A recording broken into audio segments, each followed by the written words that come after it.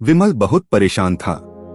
उसे समझ में नहीं आ रहा था कि वो इस परिस्थिति से कैसे निपटे। वो अपनी माँ को बहुत चाहता था, किंतु उसकी पत्नी और बच्चे उसकी माँ से बहुत दूर भागते थे, क्योंकि उसकी माँ की एक आंख नहीं थी, साथ ही उसकी कमर भी 90 अंश पर झुकी थी। वैसे वह अपना काम सब खुद कर लेती है, किंतु फिर भी वो उसकी पत्नी और बच्चों के लिए हमेशा खटकती है। दादी, आप ऊपर के कमरे में जाओ, मेरे दोस्त आ रहे हैं, विमल के बेटे अखिल ने बड़े बेरुखी से कहा।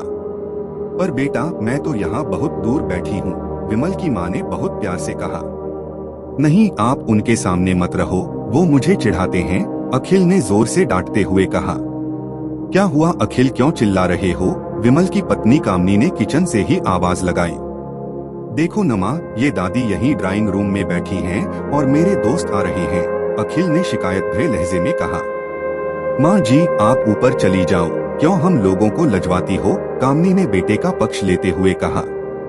बेचारी सरस्वती चुपचाप उठकर जीने के सहारे ऊपर जाने लगी। कमर झुकी होने के कारण उन्हें ऊपर चढ़ने में बहुत परेशानी हो रही थी, किंतु वो पूरी ताकत से ऊपर के एक अकेले कोने वाले कमरे में जाकर बैठ गई। विमल बाजू के कमरे से सब सुन रहा था। उसे कष्ट हो रहा था कि उसकी माँ को अपमानित होना पड़ रहा है, किंतु वो असहाय था। अगर वो कुछ कहता है तो पत्नी और बच्चे उसका विरोध करने लगते हैं। दूसरे उनके तर्क भी सही लगते हैं। चूंकि वो एक प्रशासनिक अधिकारी था, उसका सामाजिक स्तर बहुत ऊंचा था, उसकी ससुराल भी एक उच्च घराने में थी, अतः वह चुपचाप इस तरह हर दिन अपनी माँ को अपमानित होते देखता रहता था। रात को विमल की पत्नी ने कहा, देखो जी, अब कुछ करो।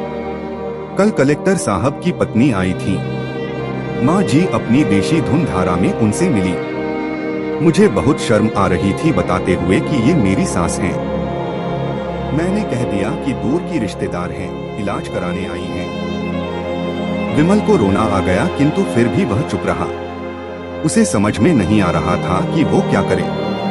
अपने बेटे की मन स्थिति को सरस्वती अच्छी तरह से जानती थी और बेटे को कोई कष्ट न हो इसलिए वो हर बात को चुपचाप सह लेती थी। विमल बहुत उदास रहने लगा। एक तरफ परिवार और सामाजिक स्तर पर जीने की प्रतिबद्धता थी, तो दूसरी ओर माँ। आखिर माँ से अपने बेटे की यह हालत नहीं देखी गई। एक दिन उसने अपने बेटे से कहा, विमल, बहुत दिन हो गए हैं, मैं अपने गांव जाना चाहती हूँ, मुझे वहाँ पहुँचा दो, मेरा यहाँ मन नहीं ला रहा। किंतु माँ, वहाँ तो कोई नहीं है, तुम्हारी देखभाल कौन करेगा? विमल ने आश्चर्य से पूछा। अरे, सब गांव वाले तो हैं और वो तुम्हारे मामा जी तो उसी गांव में रहते हैं, और फिर हम सारी व्यवस्थाएं करवाएंगे न। कामनी को तो जैसे मन की मुराद मिल गई हो। हाँ बेटा, बहू सही कह रही है, सरस्वती ने लंबी सांस लेते हुए कहा। विमल जानता था कि गांव में माँ की देखभाल करने वाला कोई नहीं है, लेकिन अपनी पत्नी की जिद के कारण वह अपनी माँ को गाँव छोड़ने पर विवश हो गया। माँ को गांव छोड़कर आते वक्त उसे रोना आ रहा था तथा अपनी बेबसी पर गुस्सा भी आ रहा था, किंतु परिवार, पत्नी और समाज ने उसके इन मनोभावों को दबा दिया और वो सुकून सा महसूस करने लगा। कुछ दिनों के बाद उसके चाचा, जो अमेरिका में रहते थे, आने वाले थे। जब विमल बहुत छोटा था, उसके पिता जीवित थे तब वो भारत आए थे और उसके बाद वो अब भारत आने वाले थे। पूरा परिवार और आस पड़ोस बहुत उत्साहित था। अमेरिका से विमल के डॉक्टर चाचा आ रहे थे। डॉक्टर रमेश ने जैसे ही घर में कदम रखा, सबने मिलकर बहुत उत्साह से उनका स्वागत किया। क्यों विमल भाभी नहीं दिख रही, कहाँ हैं? डॉक्टर रमेश ने उत्सुकता पूर्वक पूछा।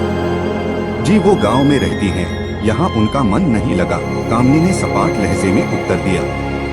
डॉक्टर रमेश ने विमल की ओर देखा तो विमल ने अपनी आंखें झुका ली। डॉक्टर रमेश सब समझ गए।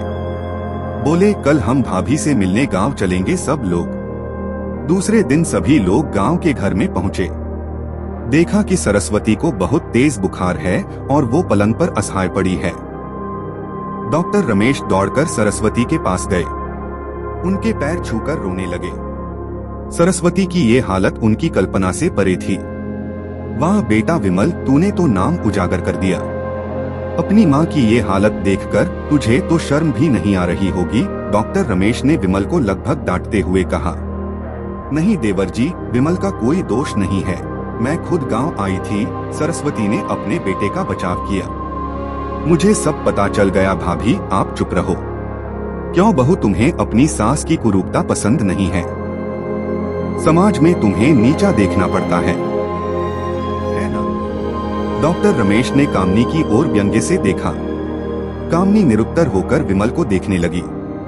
आज तुम जिस सामाजिक स्तर पर हो वो इन्हीं के संघर्षों की देन है। और बेटा विमल, तुम्हें शायद मालूम न हो कि बचपन में जब तुम 1 साल के थे तब छत से नीचे गिरने के कारण तुम्हारी एक आंख फूट गई थी और तुम्हारी रीढ़ की हड्डी में भी समस्या थी। तब तुम्हारी इस कुरूप माँ ने अपनी एक आंख और अपना बोन मेरो तुम्हें देकर इतना सुंदर स्वरूप दिया था।